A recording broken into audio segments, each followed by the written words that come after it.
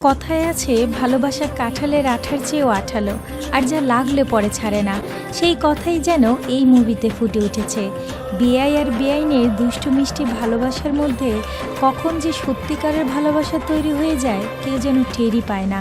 আবার সেই ভালোবাসা কখন যে ভুল বুঝাবুঝির মধ্যে দিয়ে মুহূর্তেই ধ্বংস হয়ে যায় সেটাও যেন কেউ বুঝতে পারে না। এরকম ভাঙা গড়া ভালোবাসার গল্প নিয়ে আজকের এই মুভিটি।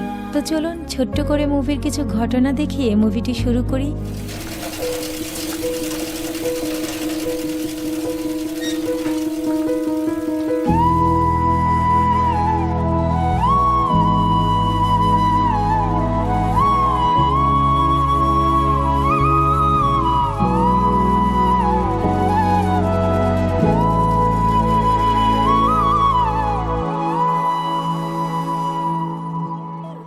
হ্যালো, কী অবস্থা সবার, কেমন আছেন? আমি শ্রাবণী আছি আপনাদের সঙ্গে আমার সিনে গল্পচিত্র পরিবারে।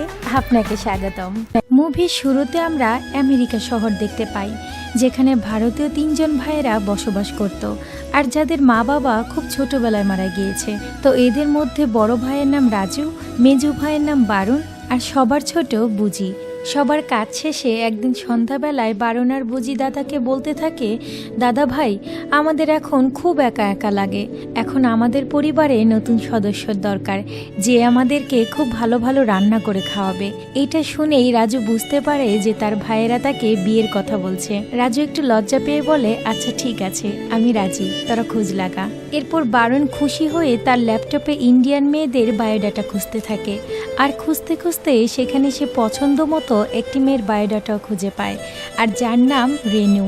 আর সে MA সাইকোলজিতে পড়াশোনা করছে, যেখানে রেনুর জন্ম তারিখ আবার বুজির জন্ম তারিখের সাথে মিলে যায়। আর এটা ভেবেই বারুণ এবং বুজি খুব খুশি হয়, তাই দাদাকে খুবই রিকোয়েস্ট করে মেয়েটিকে দেখতে যাওয়ার জন্য। তো রাজু তাদের জোড়াজোড়িতে রাজিও হয়ে যায়। কিন্তু যে টাইমে মেয়েটিকে দেখতে যাবে তখন হঠাৎ করেই বারুণের পরীক্ষা পড়ে যায়, তাই বারুণ আর তখন যেতে পারে না। এর পরের সিনে ভানুমতিকে দেখানো হয়, যে কিনা মুভির মূল চরিত্র।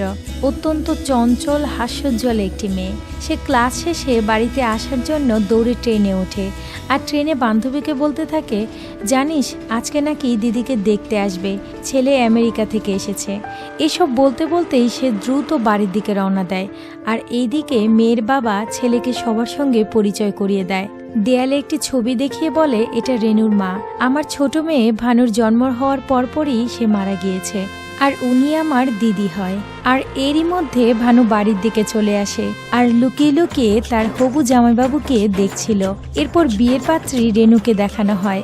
এরপর রেনুর বাবা বলে, আচ্ছা বাবা, তোমাদের যা জানা প্রয়োজন তোমরা একটু আলাদাভাবে কথা বলতে পারো। এরপর ভানুমতি লুকিয়ে তাদের কথা শুনতে যায়।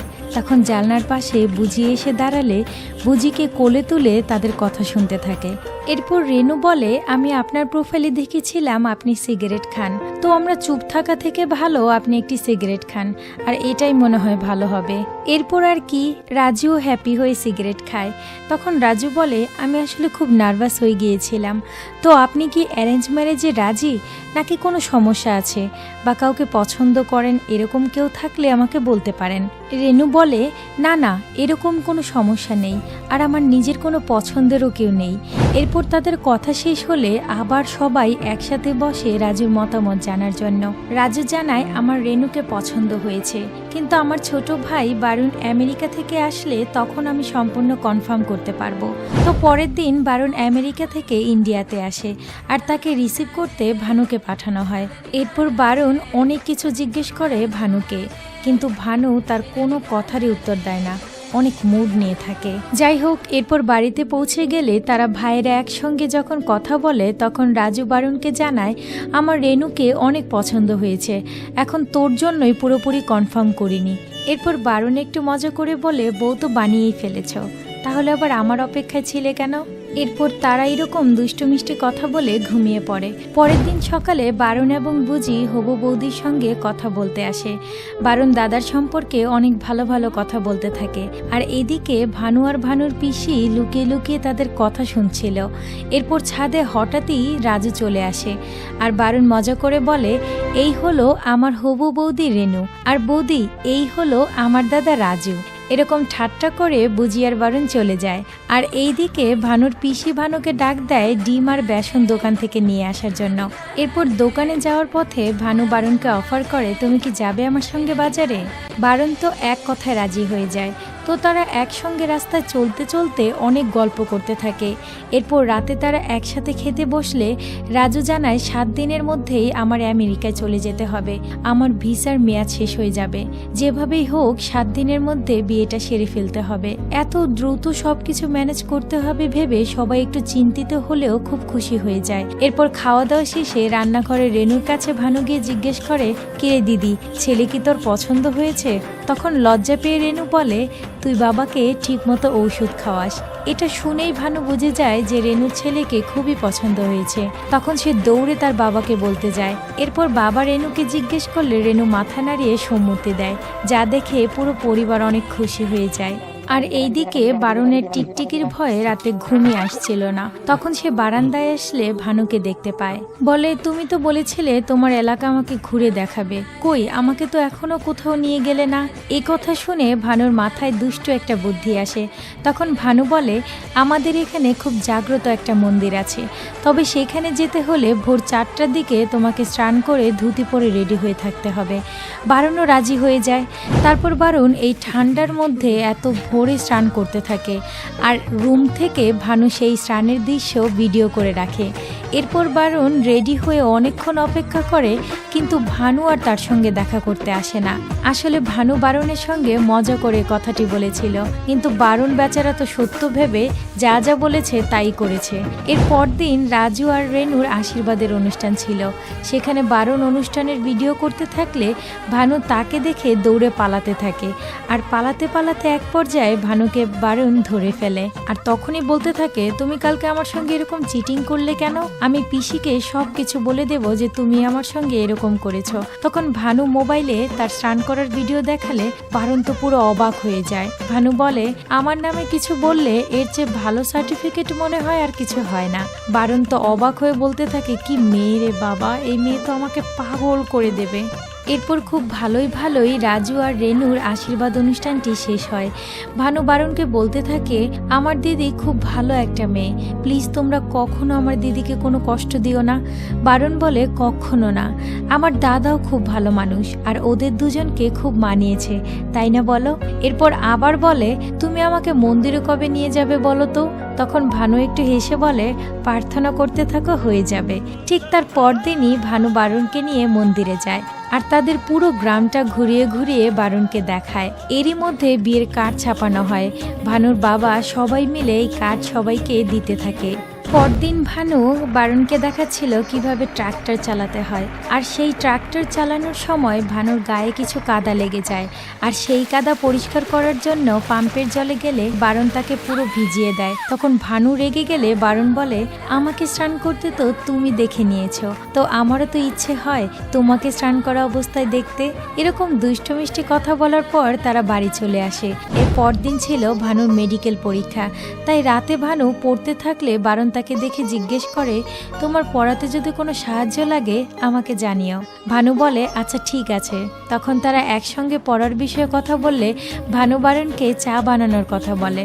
তখন বারণ খুব পারফেক্টলি চা বানিয়ে দেয় ভানুকে।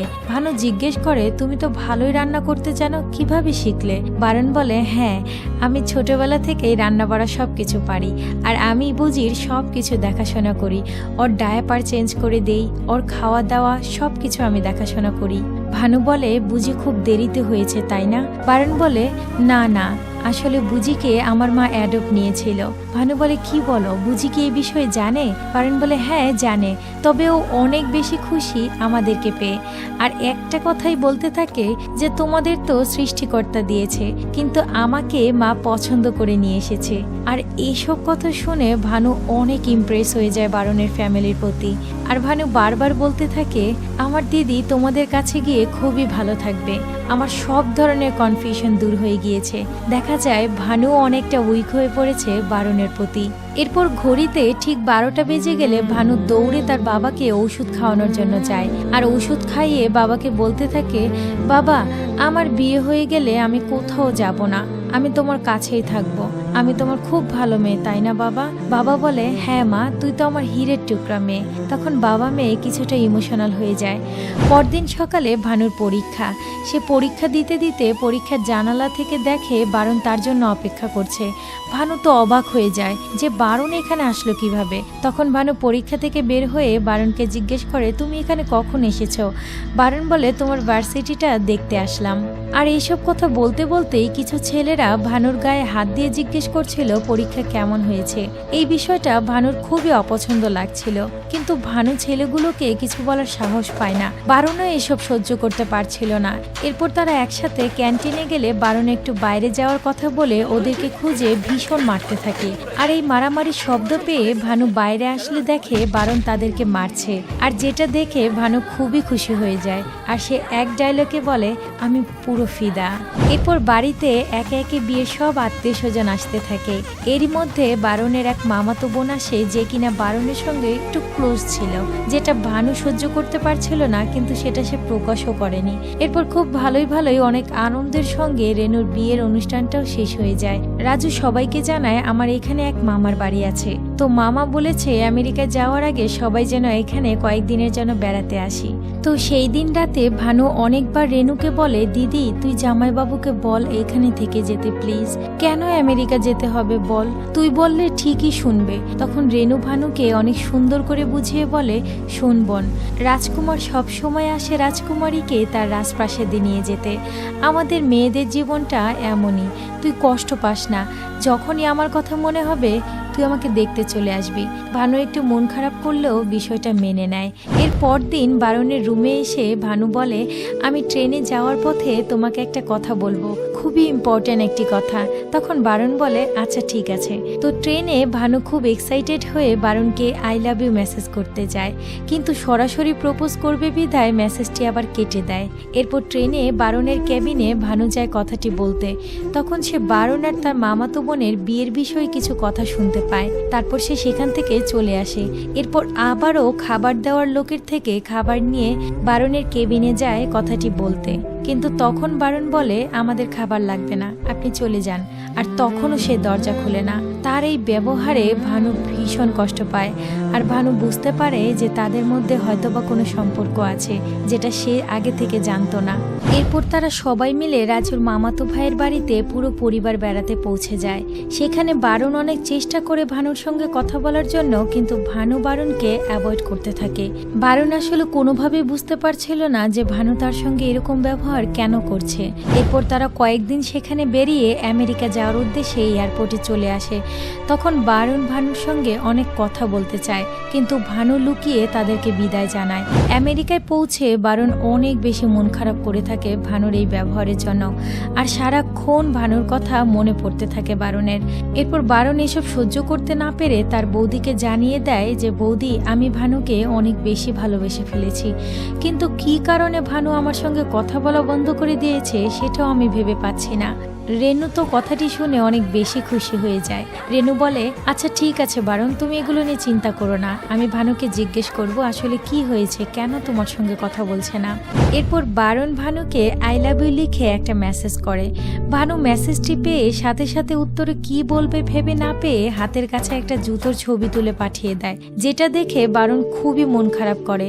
আর এই ছবিটা তার বৌদিকে দেখায়। তখন রেনু রেগে গিয়ে ভানুকে ফোন দিয়ে অনেক বোঝায়, কিন্তু ভানু তার দিদির কোনো কথাই শোনে না। দিদিকে বলে, আমার তাকে কোনো প্রয়োজন নেই, আর হ্যাঁ, আমি কোনো টাইম পাসের মেয়ে না যে আমার সঙ্গে সম্পর্ক করবে।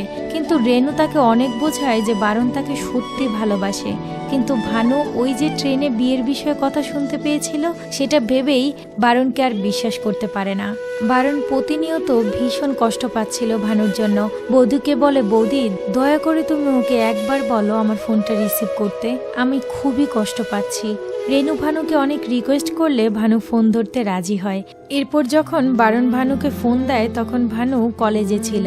আর ভানু ফোন রিসিভ করতে বারণ বলতে থাকে, তুমি নিজেকে কি মনে করো, আমার জন্য 1000টা মেয়ে লাইন দিয়ে আছে, আর আমি কোটি কোটি টাকা কামাবো, আর তুমি কি গ্রামের খ্যাত একটি মেয়ে, আর যার জন্য আমি নিজে কষ্ট পাচ্ছি।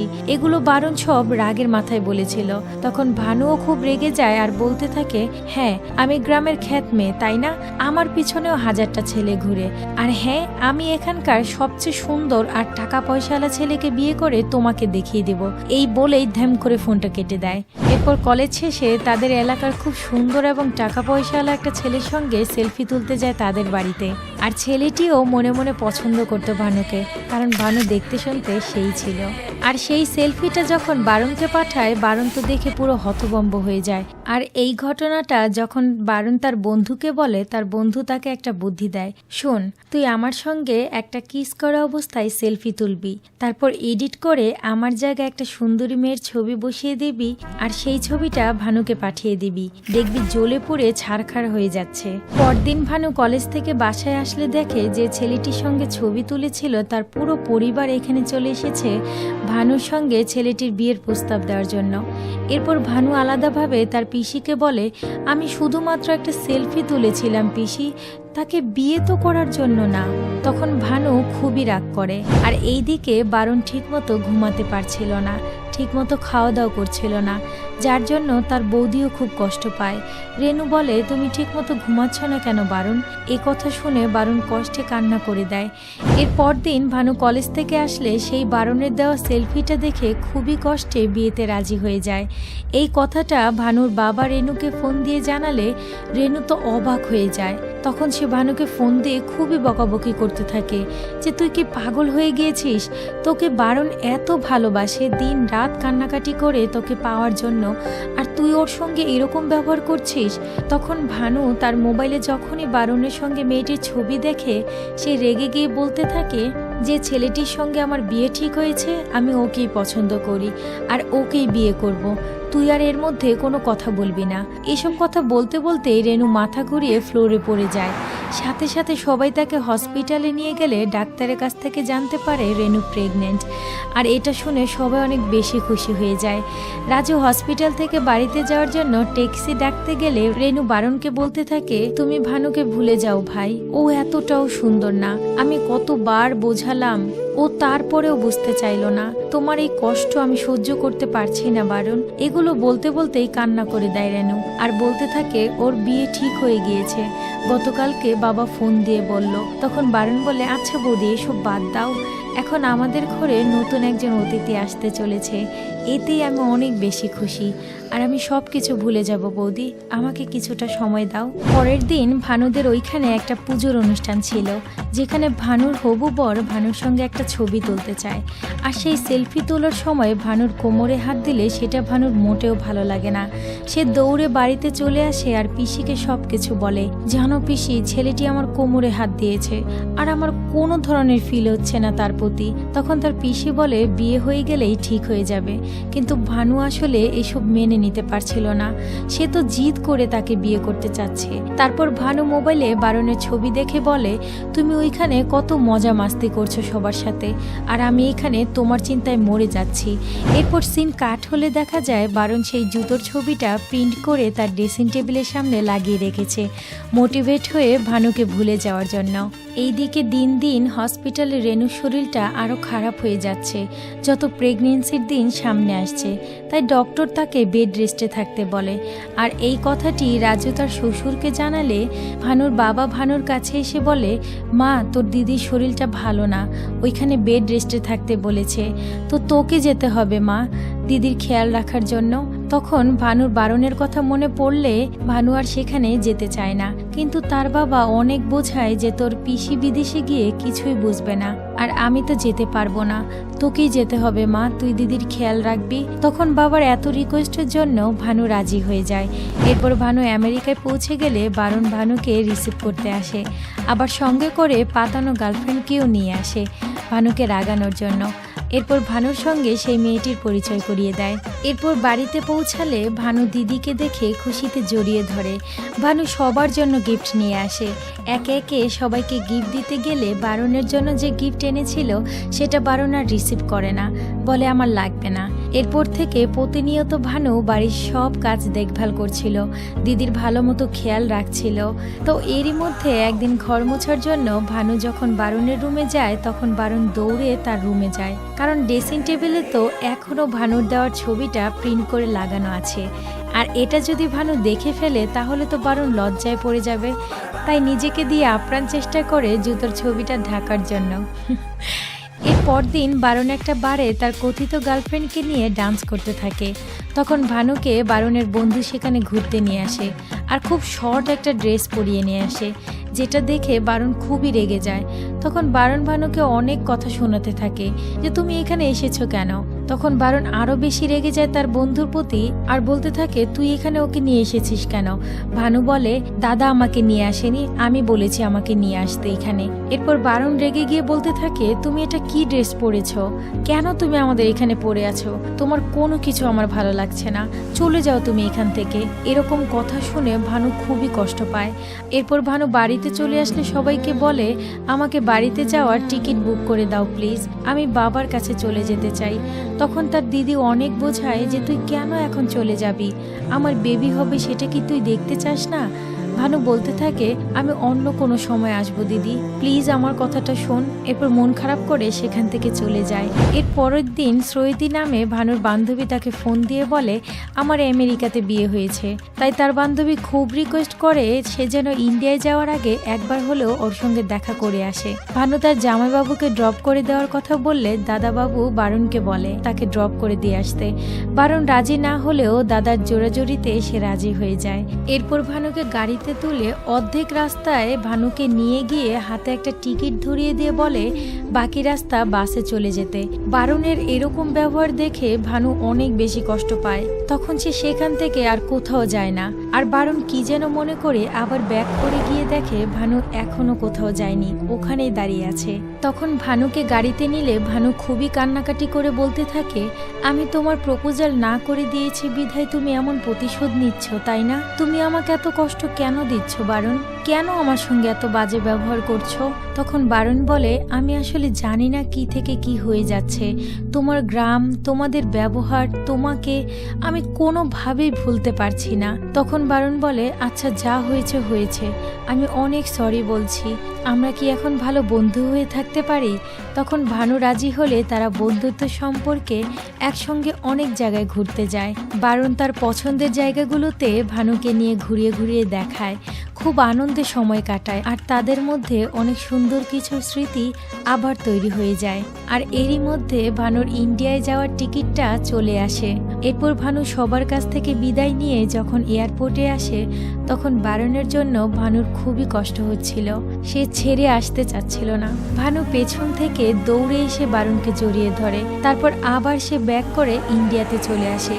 আর বারুণ বাড়িতে এসে ভাবতে থাকে ভানু কেন আমাকে শেষ মুহূর্তে এভাবে জড়িয়ে ধরলো। তারপর তাদের স্মৃতিগুলো মনে করতে করতে বারুণ আবারও অনেক কষ্ট পেতে থাকে।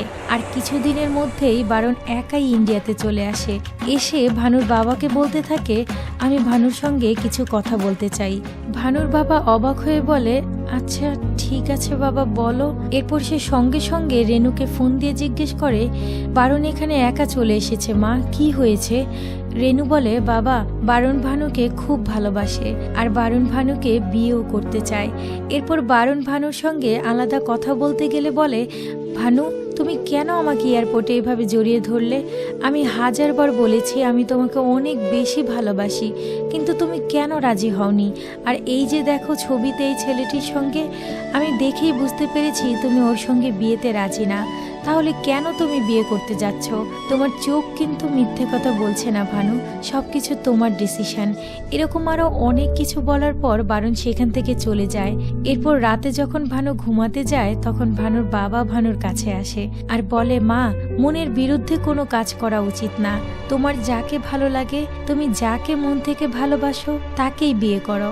আমি রেনুর কাছ থেকে সব কিছু শুনেছি, আমি সব কিছু সামলে নিব মা, তোমার জীবন তুমি ভেবে দেখো। এরপর ভানু খুব খুশি হয়ে বাবাকে জড়িয়ে ধরে। আর এর পরের সিনেই যা হওয়ার তাই হয়, বারুণের সঙ্গে ভানুর বিয়েটা হয়ে যায়। এরপর জামা গোছানোর সময় রেনু বলে শোন, তোর জন্য একটা গুড নিউজ আছে। বারুণ আমাকে বলেছে তুই যেখানে থাকতে ভালোবাসিস তোর সঙ্গে বারুণ সেখানেই থাকবে। এটা শুনে ভানু তো ভীষণ খুশি হয়ে যায়।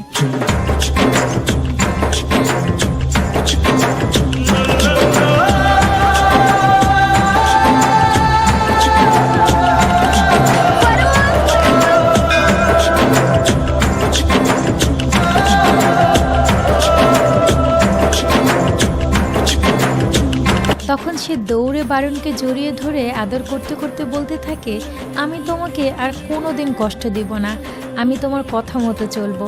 আমি অনেক খুশি হয়েছি যে তুমি এখানে থাকবে। আর এই হ্যাপি এন্ডিংয়ের মধ্যে দিয়েই মুভিটা শেষ হয়ে যায়। ওয়েট যাবেন না, কিছু কথা শুনে যান। আমরা রিলেশনে অনেকেই বলে থাকি ও আমাকে ইগো দেখিয়েছে, তাহলে আমি কেন ওর সঙ্গে কথা বলতে যাব। আবার অপর পাশের মানুষটারও ঠিক একই কথা। আসলে সত্যিকার অর্থে আপনারা যদি ইগোটাকে সাইডে রেখে ভালোবাসাকে মেনে নিতে পারেন, তাহলে দেখবেন একটা সময় পরে ভালোবাসা টিকে গেছে। আর তাই এসব ইগোটিগোকে গুল্লি মেরে ভালোবাসাটাকেই মেন করে তোলেন। অসংখ্য ধন্যবাদ। ভালো থাকবেন, সুস্থ থাকবেন। কথা হবে পরের কোনো ভিডিওতে। Bye bye.